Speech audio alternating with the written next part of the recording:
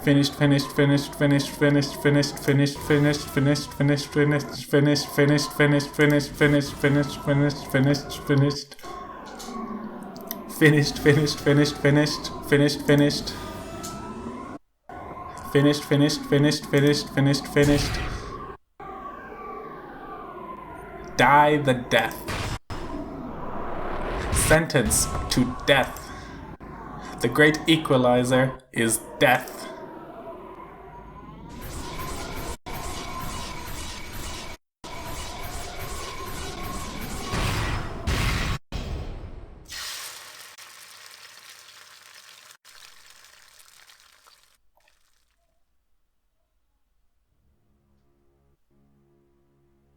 With that, the trial for the fifth game ended. The detective, Furuta Erika, accused the culprit, Ashuramiya Natsu. There are 3 riddles that the detective must explain. The first is the whodunit. Who is the culprit? As previously stated, it is Ashuramiya Natsu.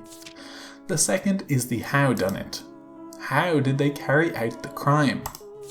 During the hour between midnight on October 4th, 1986 and 1 a.m. the next day, Ashuramiya Natsu went to the cousin's room on the 2nd floor of the guest house and the servant waiting room on the 1st floor of the mansion.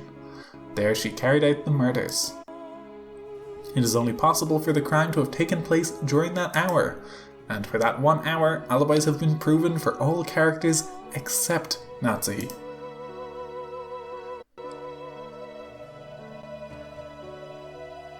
From the sky, a massive red longsword, even greater in size than the one Dlanor held, came crashing down like a thunderbolt, piercing through Battler's heart and pinning him in place while he still stood. In that instant, Beatrice became a golden splash and faded away, and her former minions disappeared as well.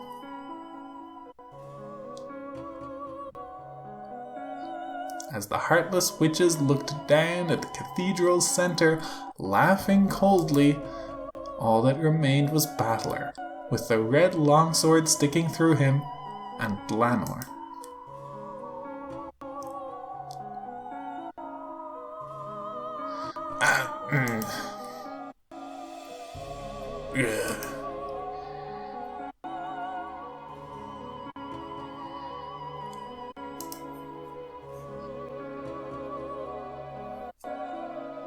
Rest in peace, Ashuramiya Battler. What a shame. I thought you were a more capable person than this. Good. Battler blew bubbles of blood, closed his eyes slowly, and died.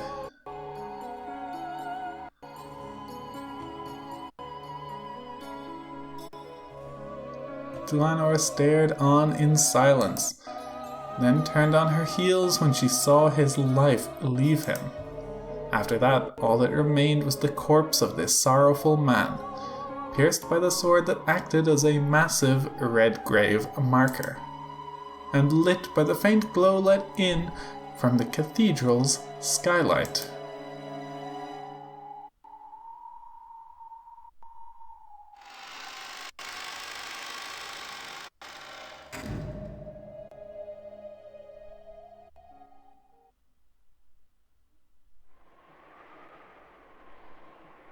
And then, there is the third riddle the detective must uncover.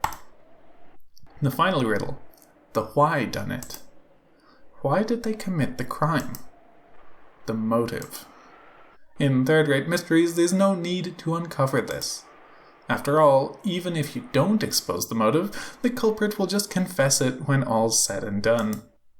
However, Furuta Erika was first-rate, so she would expose even this.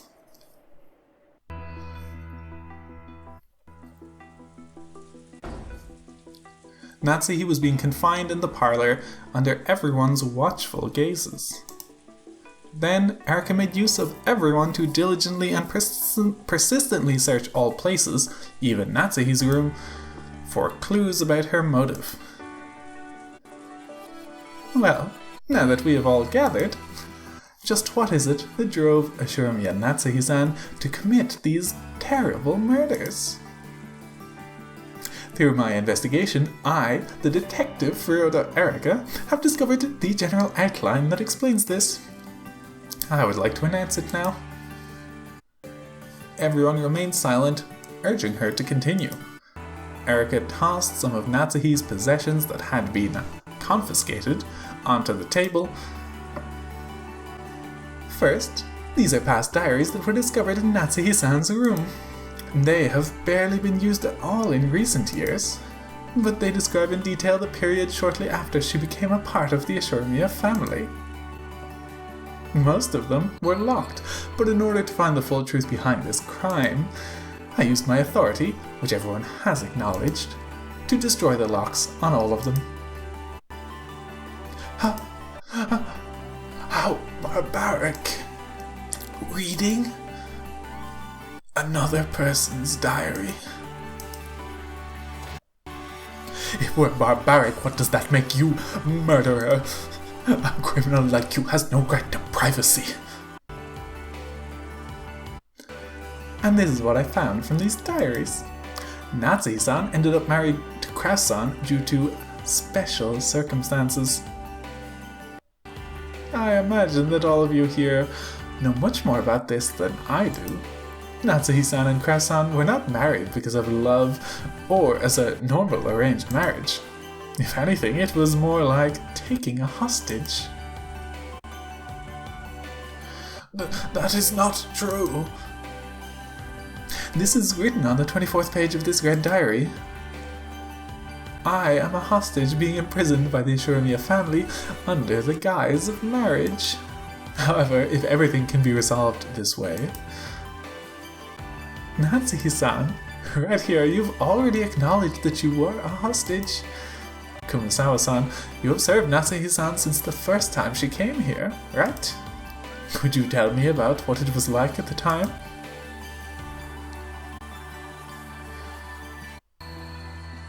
Yes, that's correct. I did catch wind of something similar to what you describe. I think that by now, only Dr. Nanjo and I know of the details regarding Madam's marriage. Very true. That was during Kinzo-san's golden era when he did whatever he pleased. He defeated all of his enemies and expanded his financial power. Natsuhi-san's family was one of those enemies. As though the time to talk had suddenly come at hand, Kumasawa and Nanjo openly delved into territory that should never have been touched upon again. This was concerning the period during which Kinzo was most feared for his ferocity. It has been said that, though Kinzo had many assets and connections, he held a grudge after being looked down upon by members in the elite as being an upstart. Because of this, apparently, Kinzo wanted to find Kraus a wife from a noble family and use this to raise the Ashuramiya family's status. Then he overcame Natsuhi's family in a financial struggle and proposed that a marriage be performed as a method of reconciliation. And the person he picked was Natsuhi. Natsuhi had been raised to be clean and pure in a family of Shinto priests, making her a true noble lady. By choosing her, not only did Kinzo cause them the worst possible humiliation, he also won what he considered to be a nice trophy. So, that marriage proposal was humiliating to Natsuhi from the very beginning. Regarding the aforementioned facts, both Kumasawa-san and Dr. Nanjo's claims just now match with the contents of the diaries. Therefore, since the time Natsuhi-san first took the name Ashuramiya Natsuhi, she has held a strong resentment against the Ashuramiya family. What do you have to say, Natsuhi-san? Do you acknowledge this? All of the cold gazes turned to face Natsuhi. Yes, it's true that I thought that at first. I thought that I was being forced into a marriage without love, a hostage under the guise of a bride. However, my husband never viewed me as a mere hostage. He understood what I had gone through and gave me compassion and affection. My husband was the only person who could understand me. I see. That makes sense. And there are many scenes in your diaries showing that Croissant knew of your difficulties and showed kindness. However, on page 47 of this diary, you describe these moments as being unpleasant, correct? Let me read aloud. When Crass tries to show kindness, it only makes me feel more wretched. Sometimes I think he might even be trying to humiliate me further. Therefore, we can tell that Natsuhi-san repaid her husband's kindness with contempt. Wait! Yes, I may have thought that at the beginning, back when I was still overwhelmed with unease. I couldn't accept his kindness and wrote of my distrust from time to time, but I eventually realized that he was sincere and grew to accept his feelings. Well, nothing like that appears in any of these diaries. I never even wrote it down. Those feelings were so secret. Judging by many diverse bits of evidence and testimony, it's clear that you despised your husband. And there exists no evidence that you eventually accepted his feelings, as you claim. I loved my husband. You can't find any testimony or evidence that can be used to elevate that statement to the level of red truth, right? Does anyone need evidence to say they're in love? You can't trust anything besides the red truth. Statements that aren't red don't count as evidence at all, and they can't be trusted at all. All non-red letters are falsehoods that exist to deceive me. I love you? Who would believe that when spoken with white text? No non-red words can ever be trusted. All I can trust in this world are the red truth and the pieces of evidence I offer to my master to gain it. You lying human who can't speak the truth. Humans lacking the red truth have no right to speak of love or the heart or truth. Did you know? Men aren't as stupid as you women think they are. Men never really take it seriously when a woman says, "I love you." Oh, what a beautiful person. I see that you've never truly loved someone. Romance is unnecessary for a detective. I don't think I've ever used the word romance except to explain a motive for murder. No matter what you say, we loved each other. I should be apologizing to my husband for always writing down my complaints and nothing else. But I have devoted my heart to him. Even if I can't prove it, that is the truth. Rejected. You just don't know when to give up, do you? By now, due to evidence and testimony, it's clear you hated both your husband and the Ashurimia family. That's right. I can't even count the number of times I've heard you complain. Oh, and you've never talked behind Hideyoshi-san's back? Damn it, you killed my husband. How dare you say that? Die and apologize to my husband. Please cease your violence, Eva-san. This is now the precious moment where I question and convict the culprit. It's not yours, okay? Well then, over the next several years, she appeared to have gotten used to her new way of life, but in actuality an intense hatred still lurked there in her heart. Taking that into consideration, there would be nothing odd at all about her deciding to take revenge. Don't act like you know what I'm thinking. Each time Erika read Natsuhi's diaries, one after another, she exposed more of Natsuhi's emotions during those painful days. Natsuhi hadn't written them to leave those words behind. She had written to forget those memories and seal them away. That's why she had written down her feelings during those painful days, locked them up, and sealed them away for all eternity. However, Erika claimed that these were Natsuhi's true, hidden feelings that had been locked away and concealed. Since it had already been concluded that Natsuhi was a murderer, everyone accepted Erika's claim. By this point, the red truth wasn't even necessary to establish Natsuhi's motive.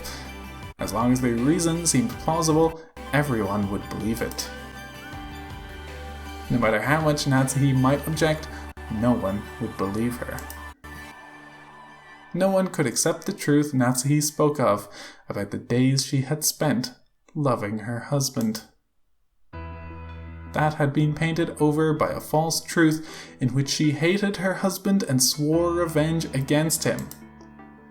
The pen of the gods that composes the truth had been given to Erika. And so what? Who gives a damn about your past? Murderer! Murderer! Stop that. I can understand how Natsuhi-san felt. I always thought this day would come, eventually. Poor thing. Poor thing. I think she's just one of the pitiable victims of father's wild life. I knew of the pain in Madame's heart. I always tried to support her, but I failed, and look what has happened. I don't even understand the emotions of love and hate. You will, someday. It can become a reason to live, and also a reason to kill.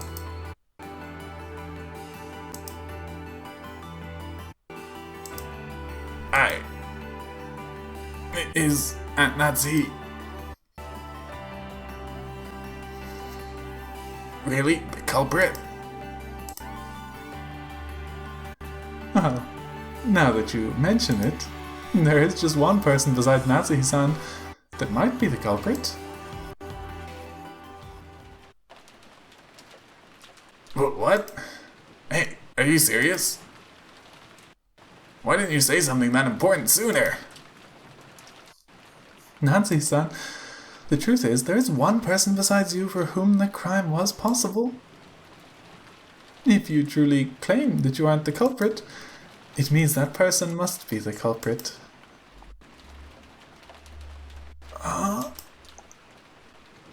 Who is it? Who? Shiramiya Kinzo-san.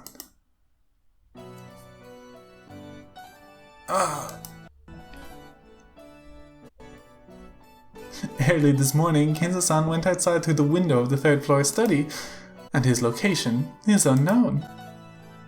Isn't that right, Battler-san? Just like Natsuhi-san, Kinzo-san has no alibi whatsoever. The truth is, for this crime it was possible for Kinzo-san to be the culprit as well. I just assumed that he never existed in the first place, so I totally forgot about him until just now. Allow me to apologize. She didn't look shy or apologetic in the slightest. Erika bowed in as unpleasant a manner as ever. She had held a grudge ever since her defeat in the study battle. Natsuhi-san, you gained Kinzo-san's trust and are the person who served closest to him, right? So, shouldn't you know better than anyone else?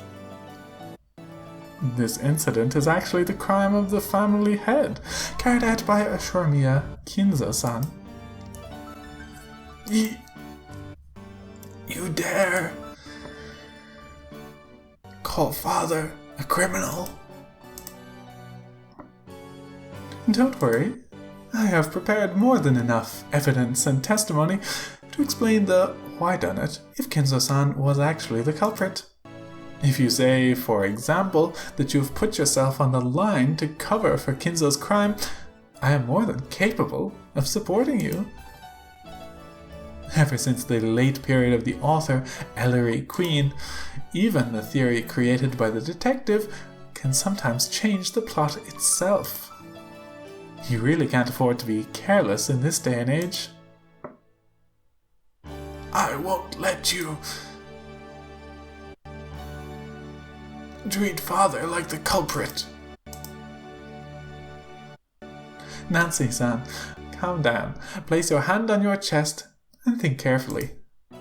If you accuse Kinzo-san of being the culprit, this entire case will be resolved. You will no longer be held accountable for another person's actions, and your honor will be restored. In other words, by pushing the crime onto Kinzo, Natsuhi would be saved. However, I have been entrusted with the honor of the Ashuramiya family by father. Did you really think that I would defile father's honor, the Ashuramiya family honor, just to clear away the false accusations made against me? Of course, Natsuhi knew that she wasn't the culprit, and she also knew that Kinzo wasn't.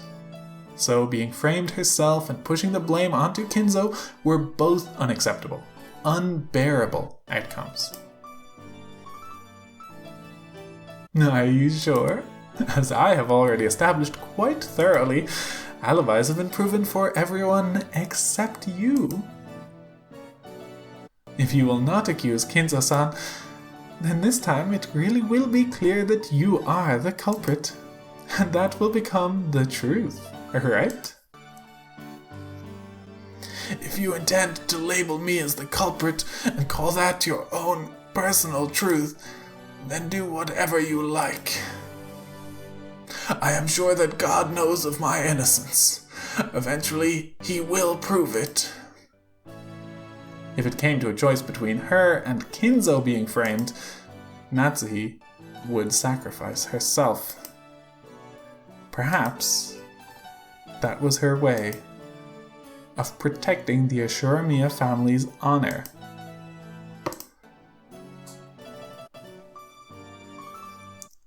Natsuhi. And I even gave you a chance. Stupid woman. This future where your name will eventually be cleared doesn't exist for any of you, not for any of the pieces on this board. Natsuhi had made her decision. If they were going to call her the culprit, she would let them. She boldly rejected the thought of selling Kinzo's honor to gain a momentary truth where she wasn't the culprit. And therefore, the tale was woven with her as the culprit. In the future, if the accusations against her are proven false, this tale will probably be rewritten. However, that future will never come. I think truth is a fleeting thing. Even if I am a good person until my death, if some heartless person after my death overwrites the records and says I wasn't a good person, and if that is shared with everyone else, then even all the goodness in which I lived my life could be overwritten easily. And so, I think that I won't live as a good person for all eternity.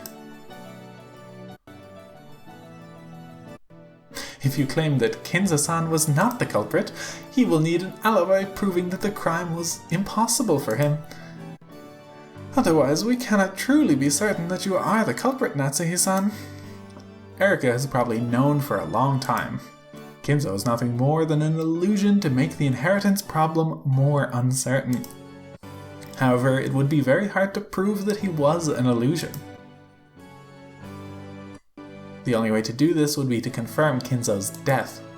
But as has been made known by the Red Truth in previous games, Kinzo died a long time ago. And in this 5th game, his corpse hasn't even appeared.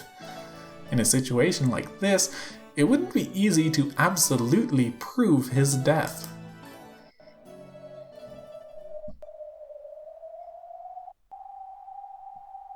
If Kinzo's death was confirmed, it would practically erase that defeat in the study. It was the only way Erika had of removing the humiliation of that loss. And there was something that could confirm Kinzo's death almost as certainly as real proof. And that was the confession of the culprit. It would mean having Natsuhi herself acknowledge that Kinzo no longer existed in this world. That way, it would be acknowledged that Erika's reasoning in the study was correct. That loss would be painted over and it would be rewritten as Erika's victory.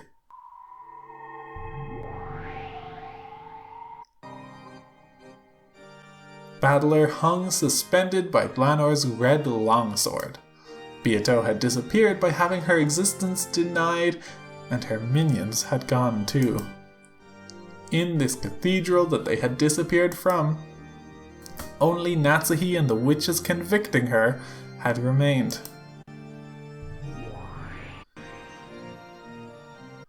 So, you still claim that Kinzo is alive and remains somewhere on this island? That's correct. Father is in good health. No matter what anyone says, I will not change my statement.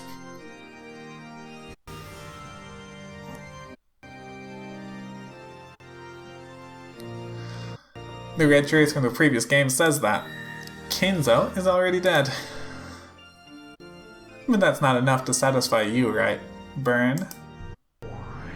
Right. Yeah, that's right. I'm after a perfect victory.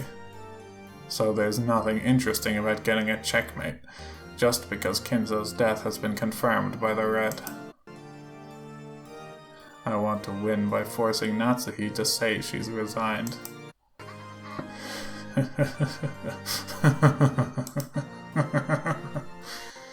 Then why don't you try it? Show us what you've got. My master, let us now achieve a perfect victory. Of course. Natsuhi, you say Kinzo is certainly alive, but you don't know where he is, correct? Yes, that's right. Father left through the window and his location is unknown. He is so troublesome sometimes. Lambda, I'm gonna make Kinzo's location from midnight until the morning absolutely clear. From midnight until morning, Kinzo stayed in the same room. Well, that's true. He was a corpse after all.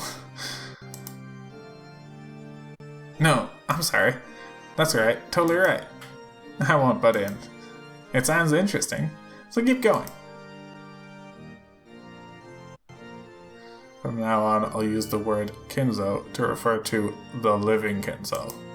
After all, Natsuhi claims that he's alive. I'll say more with the red truth. Kinzo does not exist anywhere outside the mansion. Isn't that right, Erika? Yes, my master.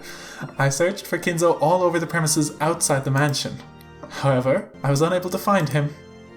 Because of the detective's authority, Erika could find all clues. Therefore, if Erika was unable to find a hint that Kinzo existed outside the mansion, it was the same as proving that Kinzo didn't exist outside the mansion. Therefore, Bernkastel repeated that truth of Erika's. Kinzo does not exist outside the mansion. Hey, Natsuhi. If Kinzo does exist, then this means he must be somewhere inside the mansion. Do you have any idea where Kinzo might be hiding? How could I know? After all, think of the weather. There would be nothing strange about him leaving the courtyard to hide somewhere in the mansion and dry the rain off.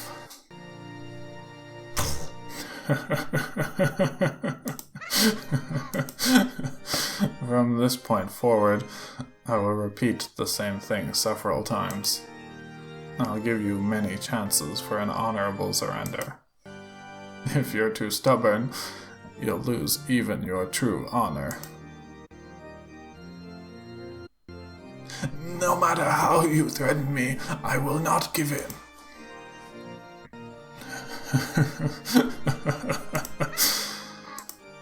I just love teasing pieces like you. Then, let us continue. For the aforementioned reasons, it is unthinkable that Kinzo-san could have been somewhere outside the mansion. So, first off, I performed an extensive search of the third floor, where the study is. However, there was nowhere he could have been hiding. We couldn't find any trace of Dad on the third floor. So then, where is he, Natsuhi-san? I don't know. If he isn't on the third floor, perhaps he's hiding in the basement. Ah, yes, the basement. The boiler room, that underground storage room. Every part of your suspicious basement was also included in my search. Yes, I searched too. I didn't see Father anywhere. I'll say it again. Where is Kinzo-san, Natsuhi-san? In that case, he was probably on the first floor or the second floor. I see. Process of elimination does tell us that, doesn't it? We then thoroughly searched the first floor, and the result... nothing. We were unable to find Father. I'll say it again. Where was Kinzo-san, Natsuhi-san? Then he was probably hiding on the second floor. How should I know where Father was hiding? Are you sure about that? Do you really not know where Kinzo-san was hiding? Madam knows? Where Kinzo was hiding? That's insane. That can't be true. Both Shannon and Cannon knew that Kinzo was already dead, so they didn't have a clue how Erica would use a phantom of a person who didn't exist to corner Natsuhi.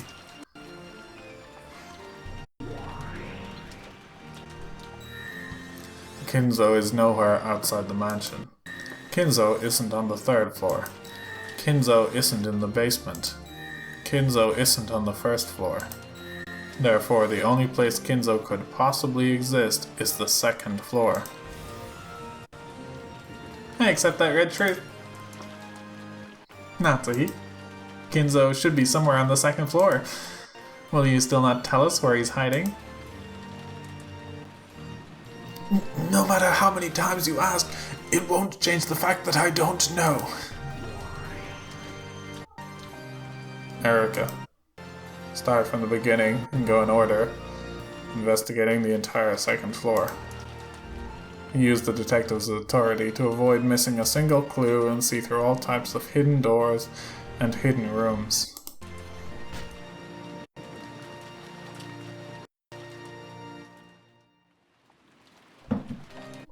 Yes, my master. That Natsuhi-san's pretty dumb, isn't she? She still can't see where we're going with this. No need to talk more than is necessary. Come on, Erica. Take everyone with you and begin the investigation.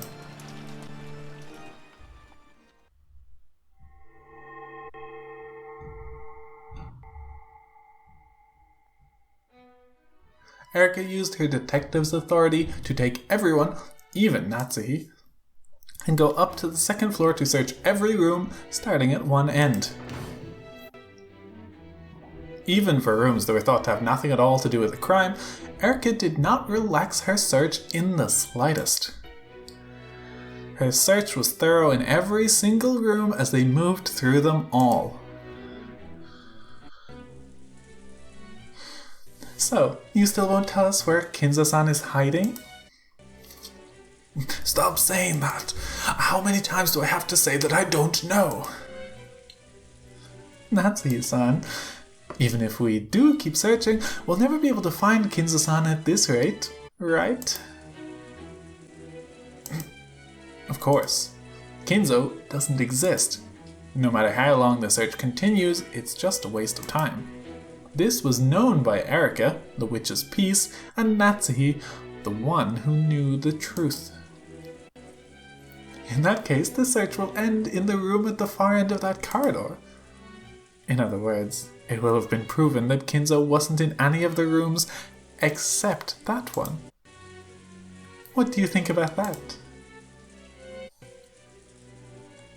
He isn't on the 3rd floor, or the 1st floor, or the basement. And he isn't in any of the rooms on the 2nd floor, except the one at the end. So, if he really did exist inside the mansion, it had been proven that he could only exist in that room at the end. In other words, this was Hempel's Raven. Because it had been established that a living Kinzo couldn't exist anywhere except the final room at the end of the corridor, that automatically meant that a living Kinzo existed in that final room. And that room at the end of the corridor was...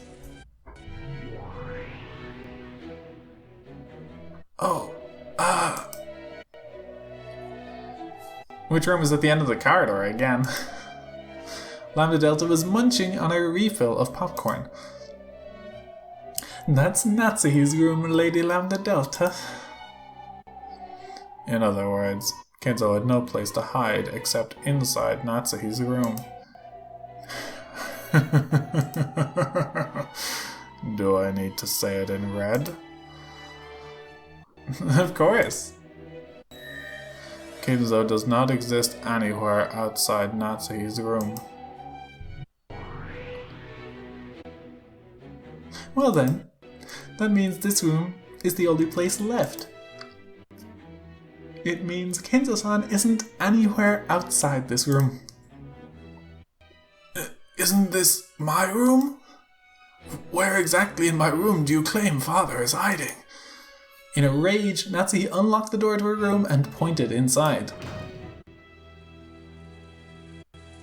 Of course, Kinzo was nowhere to be seen. Do you see Father anywhere in here? Look! I see. Looks like he isn't here. There. Did he realize we were coming and escape out the window? If Kinzo wasn't in this last room, it meant that he didn't exist anywhere. There was no living Kinzo outside the mansion. There was no living Kinzo inside the mansion. Therefore, no living Kinzo existed. However, Erika didn't make that argument. She had pointed that out herself without making a checkmate.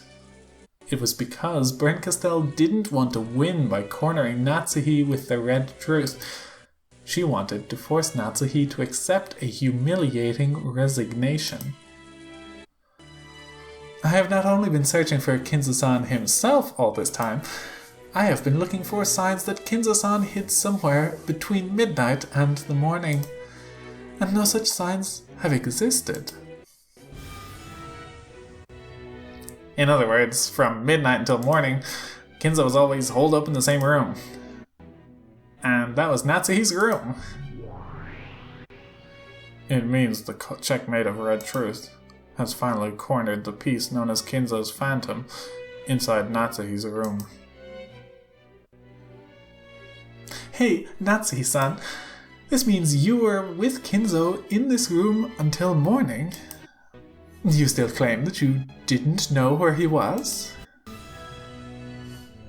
I'll acknowledge it with the red truth. During the night between midnight and morning, a living Kinzo could not have existed anywhere outside Natsuhi's room. I permit you to use this truth to advance your argument about how he could have only have existed in Natsuhi's room. A plea bargain. Hey, Natsuhi. Even someone as stupid as you must have realized the fix you're in now. This is your last chance. Make Kinzo the culprit. Call the Ashuramiya family head a criminal and crush the head's honor to protect yourself. If you show that you have the guts to do that, I'll change the plot into one of a tragic heroine taking the blame to protect the family head. Father is innocent. I cannot call father a criminal. She's refused the deal. Okay, Burn. Do it.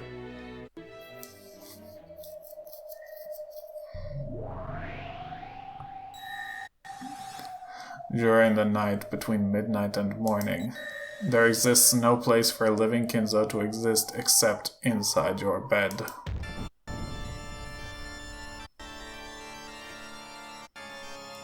What? And what do you mean by that? After conducting a thorough search of this room and a detailed scientific examination, I discovered that Kinzo did not exist anywhere in this room between midnight and morning. However, your bed is the only exception. A shocked silence dominated the room. Natsuhi completely forgot to close her open mouth. Last night, around the time the gold was discovered, so probably at about 11 p.m., Kinzo-san escaped from the window on the 3rd floor and snuck into the bed in your room. And, as an even more unfortunate result for my investigation, it has been proven that you were also sleeping in that bed. I'll repeat it. From midnight until morning, a living Kinzo could only have existed inside Natsuhi's bed. And last night, Natsuhi also slept in that same bed. Wow, look how close they were. So you two were so close to each other, you slept sharing the same pillow? Blue truth. Therefore, it is suspected that Ashuramiya Natsuhi and Ashuramiya Kinzo had sexual relations with each other. Why else would a man and a woman share the same bed all night long? How rude! To think that I would do such a thing with the father I respected so much. I won't allow you to say such things.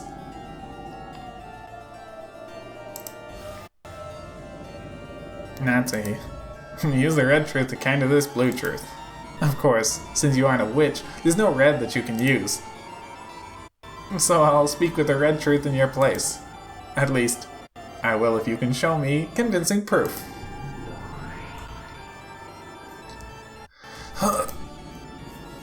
How could such proof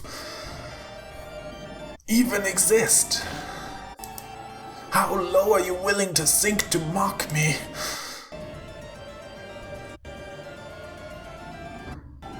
Damn it! Natsuhi tried to attack Erika, but Ava pinned her arms behind her back so she couldn't do anything. How unsightly! In order to take your revenge against the Ashuramiya family, you first schemed to take control of everything the family owned. For that reason, you used your body as a weapon and ensnared Kinzo-san. I never did anything of the sort. I have never given my body to anyone except my husband. I understand why you want to deny it, but testimony from several witnesses has already made it clear that you've had repeated secret meetings with Kinzo-san.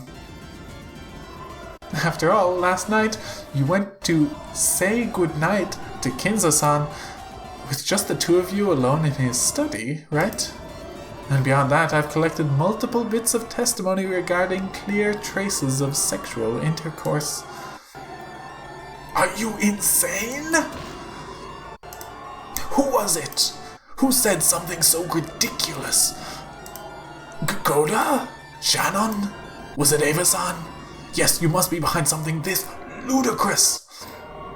Who was it? Who? Wah!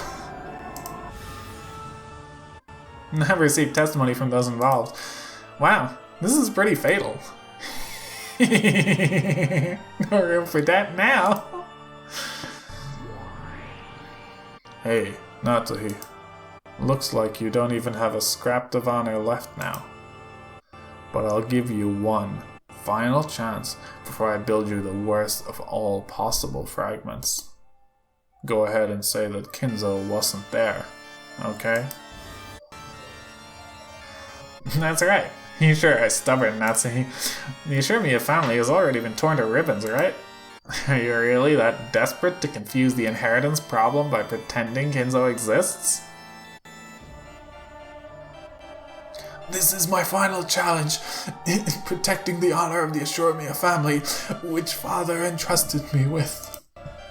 My husband's business will definitely succeed. Until we can use that to repay our debts, I cannot hand over the inheritance of the Ashurmiya family. I will protect father and my husband's honor. That is my mission. Wanting to protect the honor of the dead is an admirable trait. He's not one of the dead. We're talking about the honor of a convenient delusion inside Natsuhi's head. The real Kinzo never once ordered Natsuhi to protect that honor. Whoa!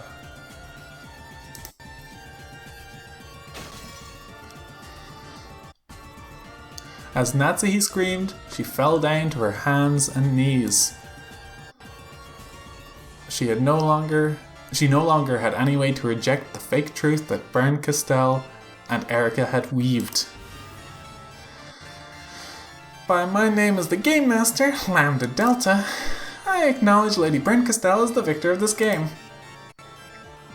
If anyone has any objections, state your name now.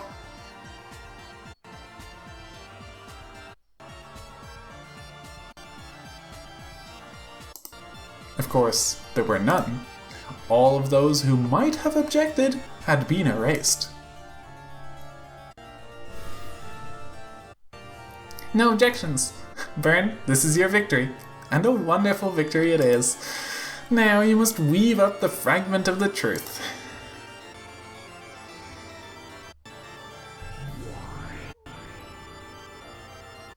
Sure. I'll go weave up the truth. This is the truth of this sad, pathetic tale. Though I did want Natsuhi to acknowledge her crime while half laughing, half crying. After all, that's standard in the genre, right?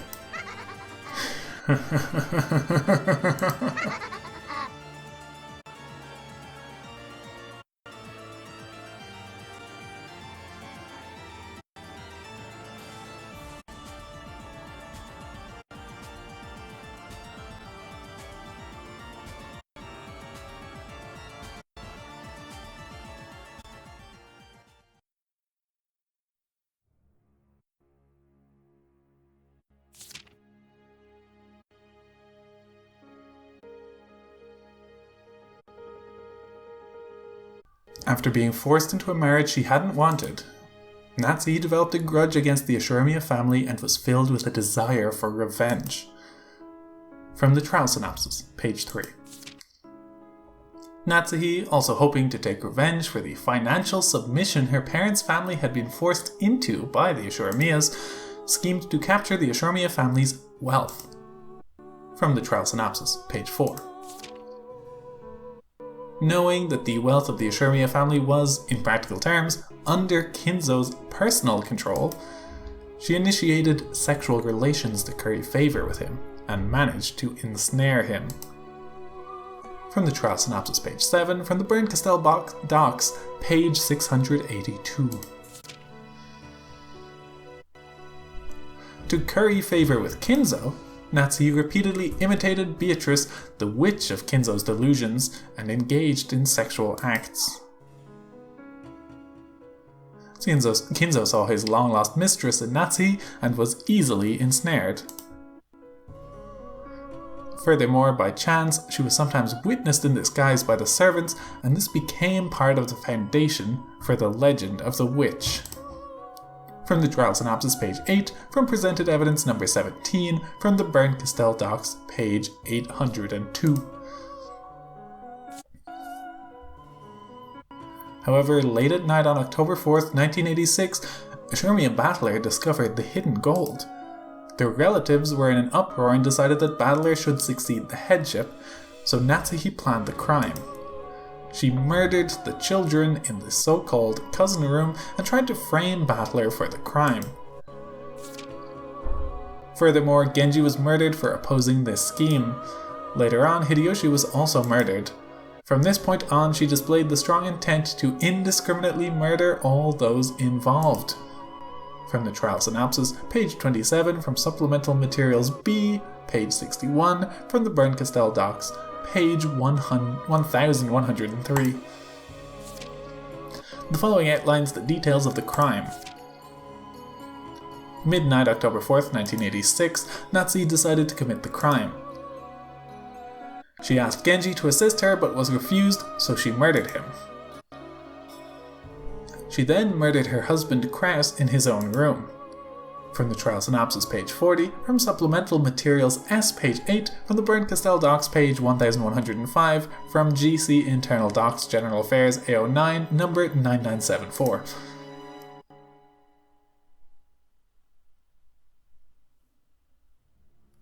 Afterwards, she went to the so-called cousin room on the second floor of the guest house, waited for Rosa to join the rest, and killed George, Jessica, Maria, and Rosa.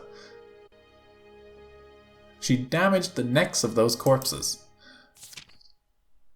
Afterwards, because there were people in the lounge on the first floor, she waited in an empty room on the second floor. She hid in this empty room until the people in the lounge dispersed and went to bed. From the trial synopsis, page 41, from supplemental materials S, page 10, from the Bern-Castell docs, page 1131, and from GC Internal Docs General Affairs A09, number 9974. The people in the lounge dispersed just after 3 am. Natsuhi left the empty room and escaped from the guest house. She returned to her personal room where she met up with Kinzo, who had been hiding there. She stayed there until morning. Kinzo left the room early next morning and concealed himself somewhere near the guest house. From trial synopsis, page 41, supplemental materials S, page 29, Bern-Castell docs, page 1200, GC Internal Docs General Affairs A09, number 9974. Afterwards, Kinzo saw his chance and carried off the corpses of the 6 victims one by one, hiding them. Unfortunately, these hidden corpses have not been found. From the trial synopsis, page 42, from supplemental materials S, page 37, GC Internal Docs General Affairs A09, number 9974. Natsuhi, who had failed in her scheme to cast suspicion on Battler, changed her plan to include the murder of all present.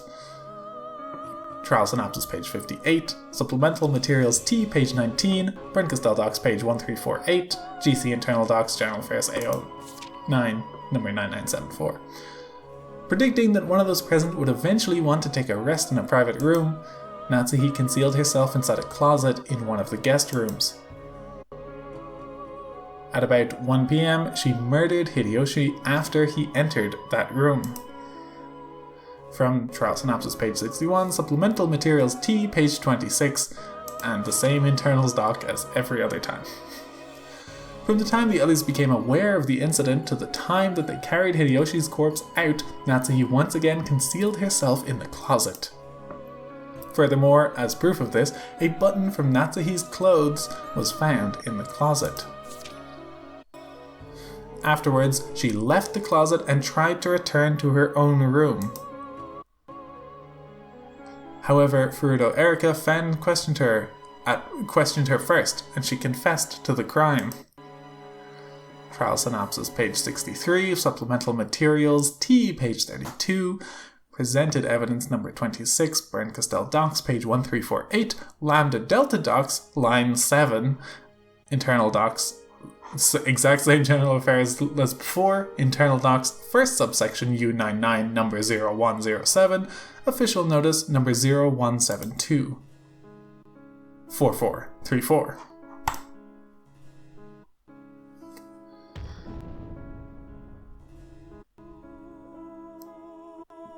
GC official notice number 0172, 4434. Due to the result of illusion trial number 0147-007982, midnight October 5th, 1986, we announce that the following has been determined. That Ashurmia Natsuhi did admit to her crime. For 13 months following this announcement, related docs may be perused at the Great Court Legal Office's Document Management Center, first subsection. Great Court Deputy Chief. Head Inquisitor of Heresy, Delanor A. Knox.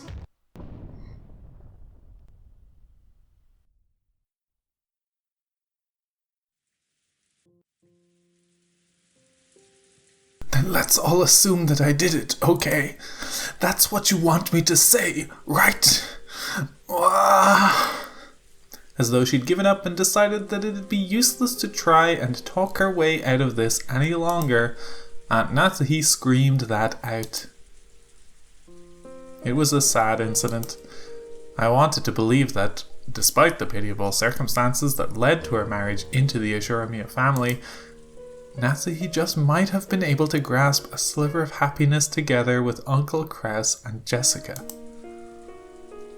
However, by Aunt Natsuhi's own doing, Uncle Kraus, and even her beloved daughter Jessica, had been heartlessly killed. It was even harder to believe that Grandfather had been an accomplice and hid the corpses. However, judging by the clear testimony given by several people who knew him, Grandfather's mental state for these last few years has been far from what anyone would consider normal. Perhaps, possessed by a mad devotion to the mistress he had lost long ago, Grandfather might truly have believed that Aunt Natsuhi was a reincarnation of Beatrice. Where is Grandfather now? Like Erica had theorized, did he really believe that he could revive Beatrice by carrying out murders following the epitaph, succumbing to Natsuhi's cajolery? Right now, is he holding some kind of disturbing ceremony with the bodies he carried away? Are you satisfied now? This is what you wanted to make me say, right? Aunt Natsuhi sobbed as she spoke. This is your revenge, isn't it? You, the man from 19 years ago. This man from 19 years ago that Aunt Natsuhi kept mentioning was supposedly someone who had caught her in some sort of trap. However, she had only mentioned that this man from 19 years ago existed, and she most certainly hadn't tried to explain what had happened 19 years ago. I'm sure that man's underling is one among us here. I'm sure that right now that man is ridiculing me through one of you. Then tell me, are you happy now? Has a bit of that pain and suffering you've endured for 19 years gone away? I finally understand. The reason you've cornered me so far is because you wanted to make me acknowledge that, right? Natsuhi-san, other than us, there's absolutely no one here. Please stop this insanely desperate charade and quit pretending that someone who doesn't exist actually does. Erica laughed mockingly, but as Aunt Natsuhi looked at us, no, as she looked at some being behind us, she hung her head and shook. Then she confessed to her sin.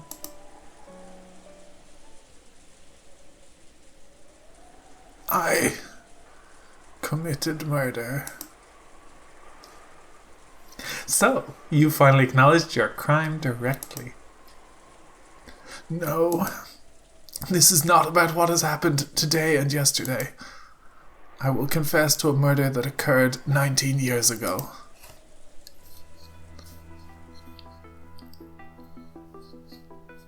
The adults all whispered together, wondering what this was about, because they had never heard about a murder case 19 years ago. 19 years ago, I committed a sin. I couldn't forgive it. That baby. Maybe. Now what are you talking about? On that day 19 years ago, Father entrusted me with a baby. Since I still couldn't bear a successor on my own, Father told me to adopt a child. And he made me hold a baby that he said had been brought here from an orphanage. Do you have any idea how humiliating that was to me as a woman? With a mix of conflicting emotions of anger, sadness, regret, and possibly defiance, Aunt Natsuhi confessed. Her humiliation as a woman when she was no longer expected to bear a child, and also the indescribably unpleasant feeling of being made to hold an unfamiliar baby. It caused her great sadness and rage, and before very many nights passed, it ate a hole into her heart. And then I sold my soul to demons. It happened when I went on a walk through the rose garden to the harbour, along with a servant holding the baby. I wanted to be alone, but that female servant holding the baby faithfully followed me everywhere. I was unable even to tell her to stop following me, and therefore unable to escape from the child's crying.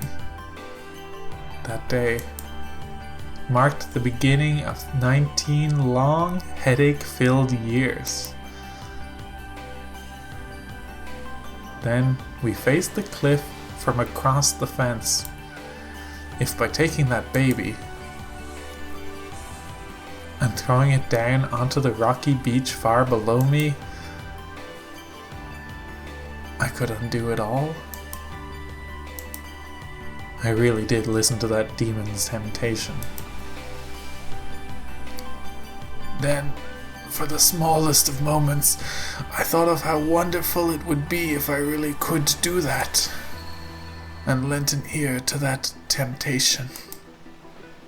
At that time, the servant holding the baby stepped on a large rock, twisted her ankle, and staggered.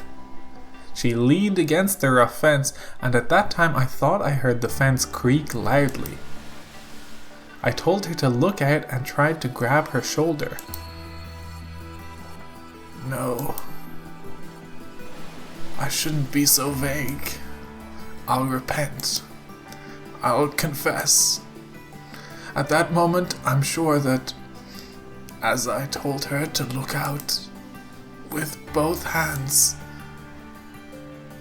I reached for that servant's shoulder, and with a thud, pushed her away hard.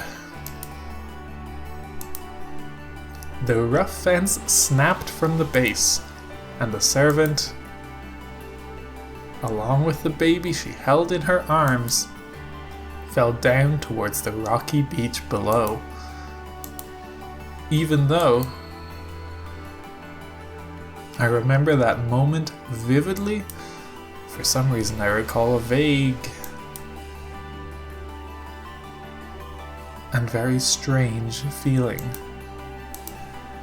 It almost felt as though instead of falling, the two of them were silently swallowed up into empty space. So I didn't even hear the sound of them crashing to the rocky beach. No, I'm sure I heard it. But because I wanted to think that they'd disappeared, I must have erased that sound from my memory.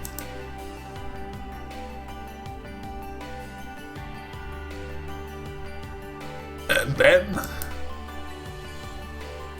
for an instant, I thought it was a dream. It was high enough that I couldn't see the two of them below me just by leaning over, so I didn't know whether their fall, or the last few seconds before that, had actually happened or not. I must have been wishing so strongly that the child would fall, but I had just had a daydream. Trying to make myself believe this, I hurried back to the rose garden. Then I decided to let the servant take care of the baby, choosing to take a rest alone in the garden. Then, Father asked what had happened to the baby.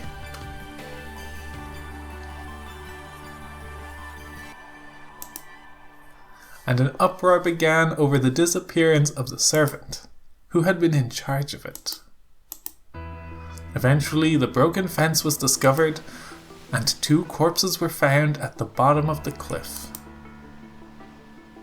The child had apparently been here for reasons that couldn't become known, so its existence was hushed up. And the official story was that the servant had had an accident on her own and died.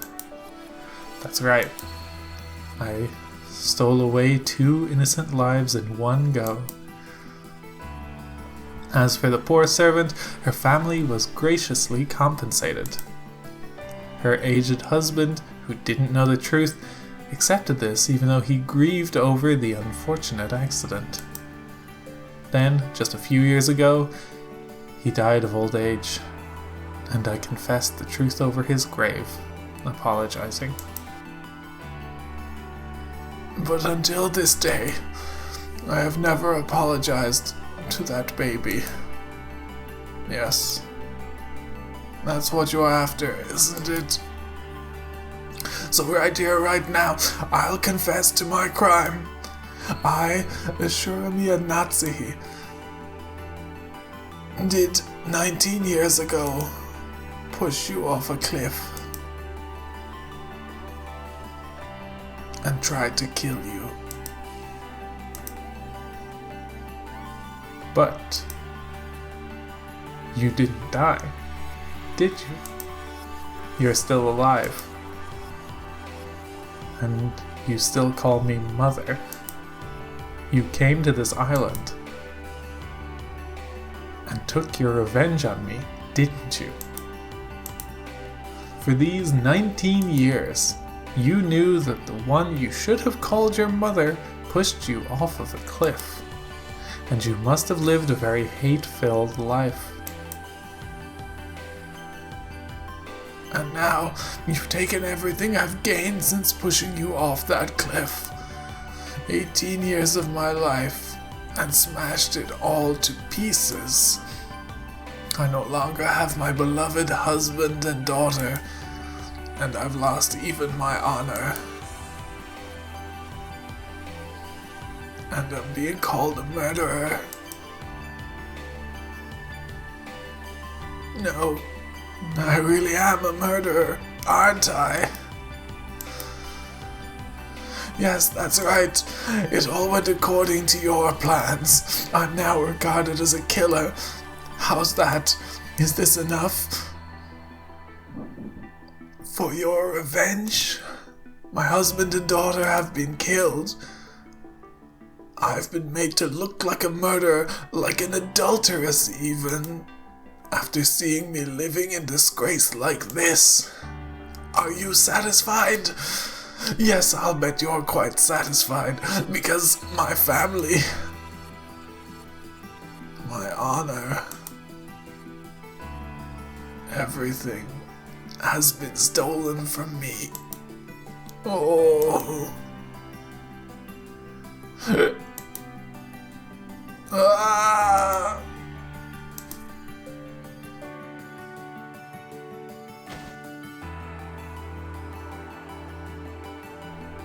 After all this, do you still claim that you were framed? Seriously, you just don't know when to give up. Can you hear me? You, the cursed child from 19 years ago. Are you satisfied now? You've stolen everything from me now. What else could you want? Please, just forgive me.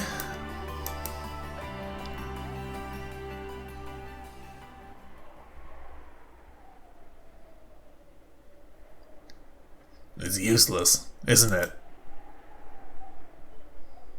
Huh?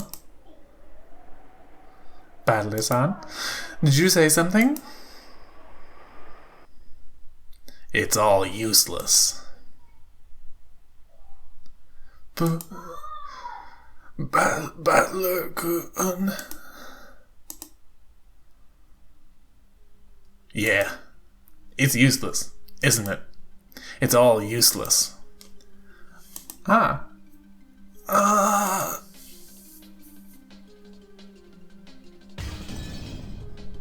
Cast. Show me a battler. Furuta Erica.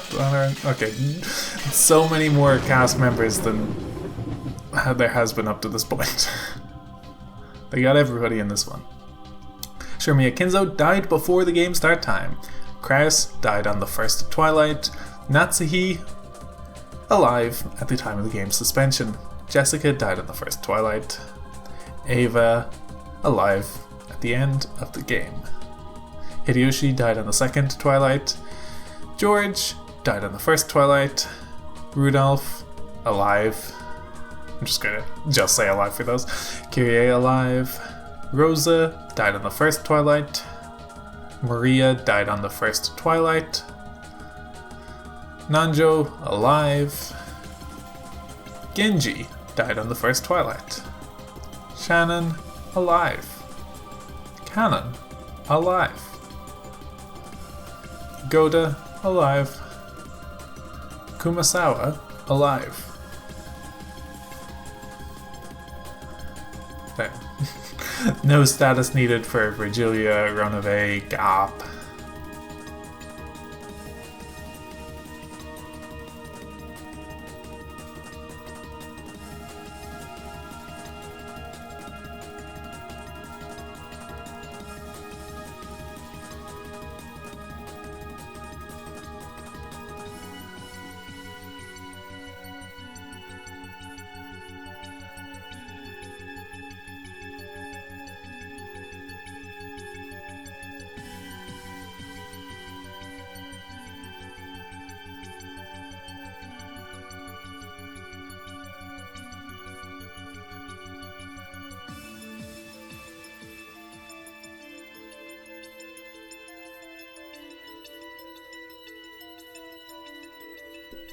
Fifth game, End of the Golden Witch.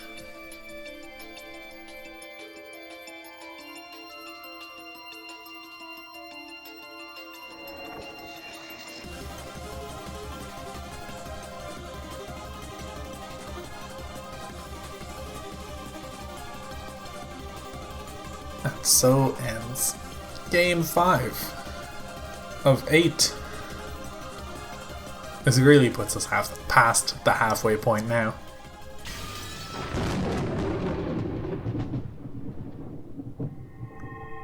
New features. Yes, it's tea party time. Not right now, but in the next video.